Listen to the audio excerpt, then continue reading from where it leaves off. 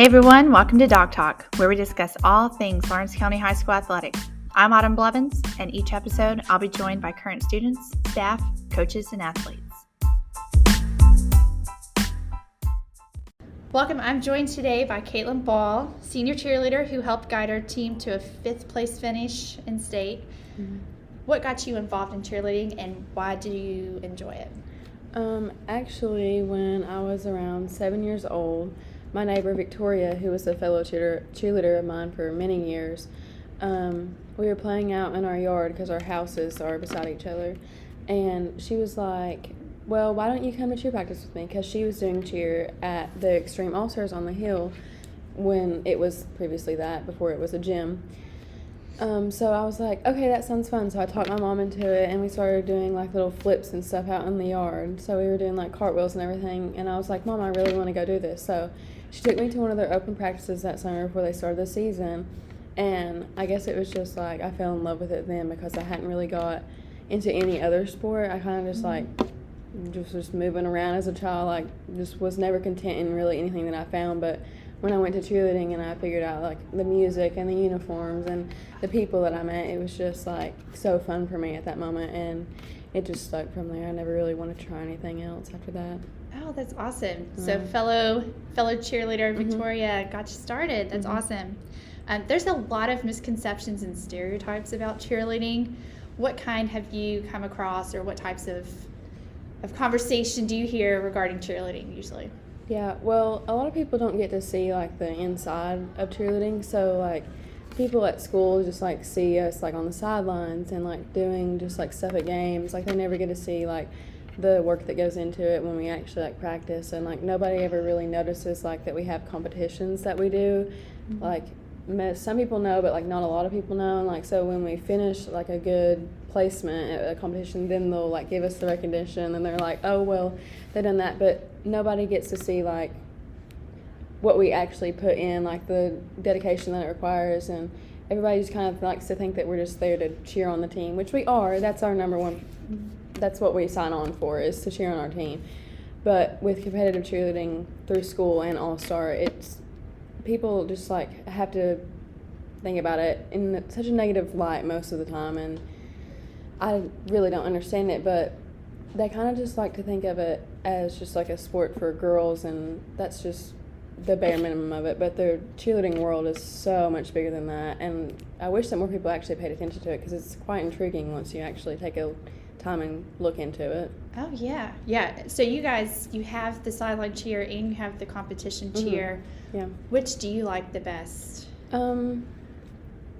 Personally, I like competitive cheerleading more, but I like focusing on sideline cheer when it's time to focus on sideline cheer. Like, nothing is better than like being in a really intense game and cheering your team to victory. Like, nothing is better than being there for like big moments, like winning region or winning a district title or things like that. Like, nothing will ever beat that.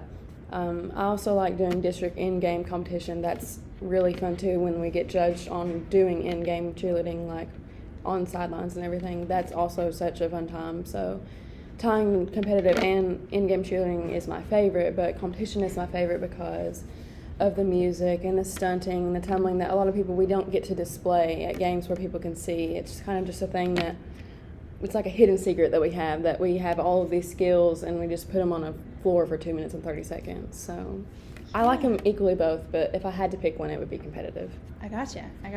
So going back to the stereotype, the misconception, a lot of people, they come out and they're like, you know what, cheerleading's not really a sport. It's not classified as a sport. You know, maybe they're not as athletic, they're not disciplined, or it doesn't require the same skills as some of the other sports. But I would argue you guys have such a demand for perfection in competition. You said it's a 2 minute and 30 second competition. That's the amount of time that you have. You work all season long to perform for 2 minutes and 30 seconds. And one person can be off a beat. Somebody can fall, just one mistake, and it can mess it up for the entire group. And I would say that is more pressure than a lot of sports, like in basketball and stuff. You can have a few mistakes here and there and recover and win. But cheerleading, I mean, goodness, the the desire for perfection, Mhm. it's completely different than any other sport. You were talking about cheering sideline for big games and big moments. What's it like to cheer for like blowout games when either our team is just really far ahead or really far behind and the crowd's not feeling it?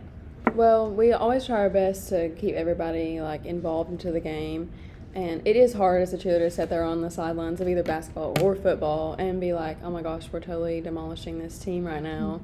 So let's just keep it up. So we just kind of make fun of it when we're ahead that far or we're losing by that much. We keep on doing our same thing, and we just kind of play games on the sideline. Honestly, we're like, okay, let's try this cheer a different way, or okay, let's do this to get the crowd involved. We just are always finding ways to make it not boring where we're standing there just like, oh my gosh, this game is just going to go on forever, I guess.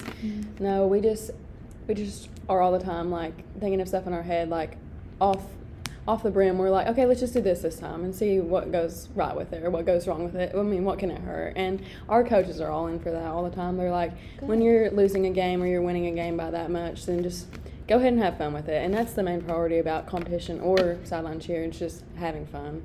So having the opportunity to be creative and try new things, that's awesome. You all actually, talking about coaches, you had some coaching changes this past season. Talk to me about your coaches and how they inspire you all to be your best and how those changes kind of work there, I guess, throughout the season. So, as you know, my head coach for the last 3 years was Larissa, and she did step down due to personal reasons, and that was all understandable. But we have had an amazing assistant coach for the majority of my cheerleading career. She coached me through middle school, and then she became my assistant coach when I come to high school. So she's just amazing, and she stepped up last year before this season started, and she done a wonderful job. She did the best possible job that she could have done stepping into a role like that, because she has only coached all-star and middle school cheerleading, so it's quite a different world when you move up to high school cheerleading. There's so much more involved, many more things you have to tackle with high schoolers. So I think she did a tremendous job of not really replacing, but taking over and letting Larissa step back out of the light for a little bit. Larissa never left us completely. That's not what she intended. She was still there as much as she could be. And we got a new assistant coach named Courtney. She is the principal at the East, and she cheered in high school, and her passion for cheerleading never left her. So she come back, and she stepped up in ways that I couldn't even talk about really. She just is.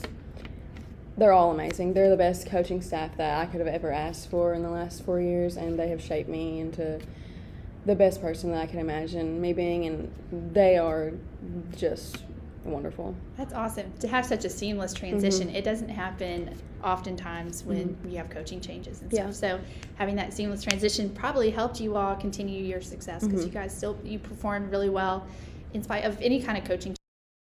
And as a coach myself, trying to mold people into just good people, right? Yeah. Taking these young kids and kind of guiding them through and stuff and being an inspiration for them. It is about cheerleading, but also it's about life and making sure that people are. Yeah, that's what they try to instill in us so much. And I think it helps that all three of them have such a great friendship. They are so close-knitted, regardless of what ages they are, regardless of what lifestyle they have. They all just, when it comes to cheerleading, they do it with the best intent for the team and us in their heart. And they do instill in us that it's not all about cheerleading. It's about creating a family atmosphere, and it's about doing what we do for the pleasure of God all the time. Oh, that's awesome. That's awesome. Speaking of family, you guys essentially become a family. Your season is so long. You all start in the summer, I guess actually in the spring, because some of your fellow cheerleaders are already starting now. But you start so early and you cheer all the way through March, depending on how well our basketball teams are doing. What do you say about that? What do you enjoy about such a long season, and what kind of challenges come from that? Well, to start, when we end basketball season in early to middle March, depending on how far our teams go, we typically will get about 2 to 3 weeks off, and then we'll start doing like tryout stuff. You'll start doing a couple clinicals here and there to go in and like meet the new people that are going to be trying out for the team this year, and then they'll host tryouts, and then we'll start immediately off of them, because cheerleading requires you to be in the best shape, because it's not hard to perform like any other team. Any team has to be in shape to perform their abilities on the court, the floor, the field, whatever it may be. So we start early because 2 minutes and 30 seconds don't seem like a lot, but when you add everything that we put into it, it is just, you have to be in shape for that, or for lack of a better term, you'll just not be very good. So we start in late spring, I guess you could say, and we start conditioning, and then summer will roll around, and we do get like free periods. Like we don't have to attend until like the middle of July. We'll start like actual practices that are mandatory. So we'll condition throughout the summer. We'll work on like stunting, tumbling. We'll just do like a couple open gym type things. It won't be a lot. You'll dedicate maybe 2 to 3 days of your time a week during the summer, so not very much. And then July is when it really gets started. We do camp and all of those things, getting ready for competition. And in August, it's go time. We start putting our routine together. We get choreographers, and they come in, and we get music and everything. We start putting everything together. And then by about October, we'll start running everything full out, getting prepared for the first competitions of the year. Competitions are what like kept me going in such a long season, because it's like we go all this time getting prepared for it, and you like start to get kind of a little bit burnt out, but then you're like, I see this goal in front of me, and it's like we have to go get it. Like we're determined to go get it. And the outcomes of that, I mean, some vary. Sometimes we have really good outcomes, sometimes we don't. And in the last 4 years, we've had good and bad, and that's okay. We work through everything that we have ever faced. Cheerleading is a very adverse sport, and I think that our coaches have built diversity in all of us, and we are just capable of being able to take down those goals that we have. And after competition season is over, it's really fun to like kick full swing into basketball, because it's like we don't really get to enjoy football because of competition cheer. So it's just like, oh, let's go cheer this game, and then okay, we got to get up Saturday morning and start working more on competition cheer. It's really crazy. But basketball season is our time to like slow down before we have to do like another in-game competition. So it's like we're competing and cheering like all season long. But I think for me and for all of my teammates that I've come into face with would say that competition is their biggest drive to keep doing it, because that's when people really see us, and like they're like, oh, our cheerleaders have done this at this competition, and it like fuels us to go and do more for our team.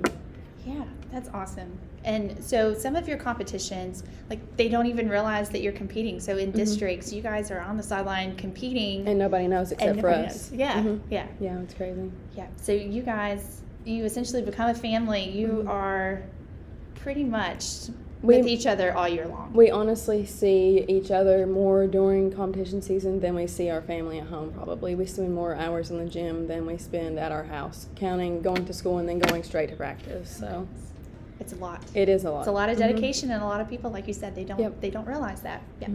So a new squad is picked, or has already been picked for the upcoming season. As a senior, and you're not involved with it anymore, but you're still here and you're seeing this new squad being formed. What advice would you give to some of those newcomers that just made the squad? I would say to them that firstly, you need to keep God above everything that you do. Cheerleading may not be everything that you dreamed of, and cheerleading may not lead you past high school. You may just be doing it in high school like me. I would just say keep God above everything. We do everything through cheerleading in His pleasure, and as long as He's in it, then your cheerleading career will be very much enjoyable. And I would say that you just make the most of it. Win or lose, it doesn't really matter. You're a family in the end, and it just matters about keeping that family up and not tearing each other down. That is great. Very inspirational. Great advice. Tumbling is such a big part of cheerleading and involves so much athleticism. Again, a lot of people don't understand that along with cheer, sideline competition, you guys are also focusing a lot on tumbling, or you've had to in the past in order to, I guess, develop your skills. how long were you involved in gymnastics, and what's the ultimate best tumbling feat that you've ever accomplished? I wasn't involved with gymnastics from when I started All-Star Cheer when I was 7 years old. I started there with gymnastics, and we have gymnastics classes all throughout cheerleading because that is just we get judged on that. It's a big part of cheerleading. So we do gymnastics classes all the way through middle school, and I did them all the way through high school once a week. So I've dedicated the last 10 or 11 years to just gymnastics, not even counting everything else that I put into cheerleading. Just those years, I spent so much of my time just perfecting a craft of flipping myself over. And it's so crazy to think that not a lot of people can tumble. It's crazy that I have something that a lot of people cannot do, and it's crazy because I just don't think people think a lot about what goes into that. Mental blocks are a huge thing with tumbling. You physically psych yourself out, similar to how you probably psych yourself out in any other sport, but you're physically standing there and you're okay, I'm about to flip myself backwards, or I'm about to lunge forward and then do a backflip out of that. You're okay, I just got to go for it. At the end of the day, you can't let anything stop you. So I would say that my most achieved trick that I have would be either a standing tuck or a round off tuck, where your hands don't go on the ground, but except in the round off, or in a standing tuck, your hands don't go on the ground at all. So you're literally just flipping through the air. Right. It's crazy. So have you had any injuries come about from tumbling that maybe has kind of created a little bit of a mental block or anything like that?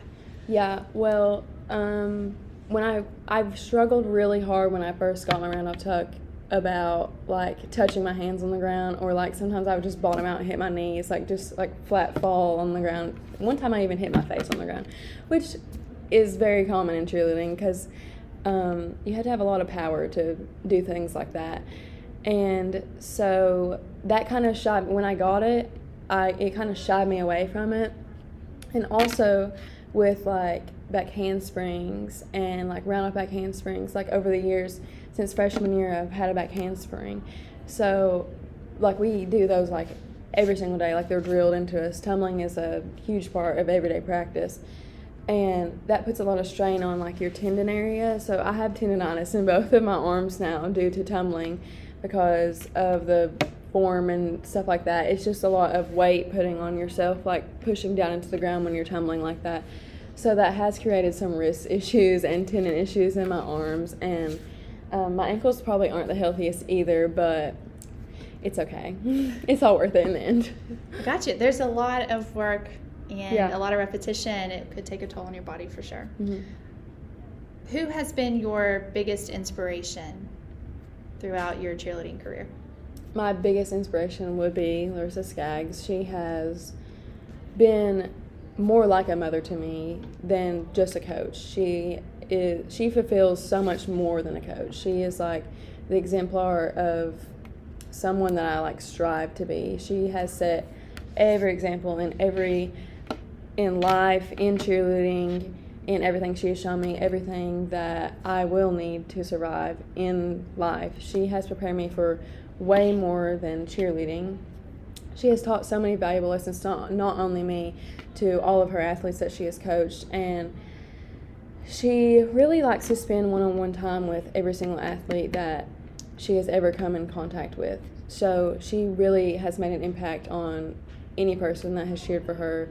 You can ask anybody that has come through the school and has come to her program. She has just been a phenomenal example to all of us, and I am thankful that I get to see her on a more lifestyle basis. I am her leadership student, so I get to see her on so much more of a personal level, and we have a friendship outside of school and outside of cheer, and it just makes it all that more special to know that she has to shape me through cheerleading for things I will face throughout my life, and that's the most important part to me. That is awesome. We are really lucky to have Larissa as part of our staff here, and She's to have amazing. been involved in your Mm-hmm. life. That type of person, to lead an example, Yep. that's what a lot of coaches aspire to be. Somebody there for them, somebody solid, to be able to have that throughout life, and to look back and be well, this is what I learned from Larissa, this is how I'm going to handle the situation, thanks to her teaching you and all this stuff. So, yeah, we're very fortunate to have her, and I'm glad she is still able to be, like you said, behind the scenes. She was still involved in cheerleading, maybe not as like the head coaching standpoint, like you said, but still very much involved in everyone's life. So that's amazing. What's next for you? You are coming up on graduation. Like, it's just around the corner, and you're going to be out of here. So what is your ultimate goal for you in the short term, I guess, coming up maybe in the fall? Well, sadly, I'm not cheering in college, but I'm going to go to Mount West Community and Technical College in the fall, and I'm going to do some prereqs there. I have some that I've already crossed off here at the high school, which will transfer over to there. So I'll probably do a semester of prereqs there and get those knocked out of the way, and then hopefully I will start their physical therapy assistant program in the spring and complete that 2-year program to become a physical therapy assistant. That's awesome. That's awesome. And a lot of the skills that you learned in cheerleading, although you won't be cheering in college, but that discipline and the things that you've learned are going to help you grow and help you achieve your goals. That's awesome. Yes. The last part we have is a little bit of a quick fire, so I'm just going to ask you some quick questions, and you just tell me first thing that comes to your mind. Okay. So, for example, favorite food? That's a hard one. I have a lot of favorite foods, but if I had to pick a go-to, it would probably be steak. Steak, yes. Favorite class? Culinary, definitely. Oh, sitting around food. That's maybe why we have such a hard time picking a favorite. We just love food. Basketball cheerleading or football cheerleading? Basketball, 100%. Funniest moment of the season? Funniest moment of the season? I can't think of one moment that like plays over and over again in my head. Probably a really funny stunt fall or a really funny routine mess up, and we probably all just sat there and died laughing for 10 minutes about it. Probably would be one of those that would stick out in my mind right now. Yeah. Speaking of stunting, there's certain rules, like you can only do certain things. What are some of the stipulations with stunting? You can't, I guess, well, I don't know anything about stunting, so can you go full press, like out from your arms? Can you toss? What kind of things can you do with stunts? You can toss in competitive cheerleading. You can't toss at a game or anything like that. It's forbidden on turf or in the gym up here. We can extend, not a lot of stunting restrictions apply between like competition cheer and sideline cheer, so we can do like extensions, we can do spins. The only exception we're like forbidden is like basket tossing on the court or the turf down there. We also try to stray away of like hard flipping stunts on the turf or the court. We'll do a few like modified, they're not really hard flipping stunts, but those we mainly keep to the competitive cheerleading side. So we don't restrict much between the two because we like to showcase our skills that a lot of people don't get to see at games. So we like to display those then when they can all see them. So we don't really restrict a bunch, but there are some restrictions there about what we can and cannot do.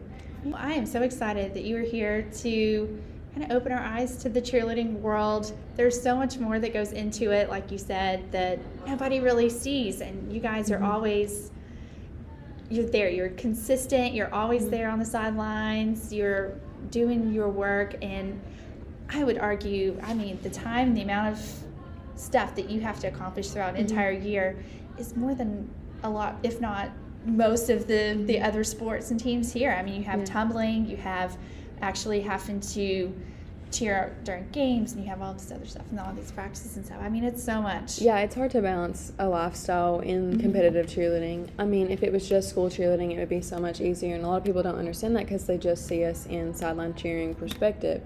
So our day could be dependent on literally anything. Like before we have cheered, we have gone to school, went to practice, went to a game, and then done a showcase after the game. Actually, we did a doubleheader game one time and then did a performance after that game, after doing all of that in one day. So our day is just dependent on how the season is going and where we are going and traveling with the cheer team. So it's just a crazy life that we live, honestly, being a cheerleader and an athlete and a student. Keeping up with your schoolwork. I've had you in class just for a short period prior to COVID, and I can attest you are a great student. You've done very well in school, and to be able to balance it all, I mean, that is a life skill in and of itself. So hopefully that will help you as you continue your future. Like I said, thanks again for joining us, and that's it. Thank you. Yeah, you did awesome.